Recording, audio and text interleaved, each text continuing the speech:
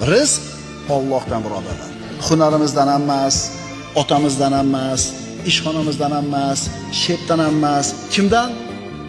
Allohdan. Sen tirikmisan? Demak rizqing bor. Agar rizqing tugagan bo'lsa, o'lasan. Shuning uchun musulmon odam o'zini xor qilmaydi. Rizq topaman deb shepga, oshnasiga, qo'shnisiga. Meni rizqim Allohning qo'lida. Seni ishxonangda ishlamasam, boshqa yerdan Alloh rizqini yetkazaveradi deydi.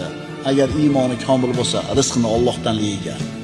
Shep, meni haydamang, мне нужна эта работа deydi. Menga kerak shu ish deydi. Haydamang deydi. Alloh taolo rizqini bitta eshigini yopib qo'ysa, boshqasini albatta ochadi. Chunki siz tirikmisiz? Robbi subhanahu va taolo sizni rizqingizni o'zini zimmasiga olgan. Xotirjam bo'ling, qo'rqmang, cho'chimang. Kursda o'ynashdan ham qo'rqmang, do'konlar buzilib ketdi desam qo'rqmang. Sizni rizqingizni Alloh o'zini zimmasiga olgan. Xotirjam bo'ling.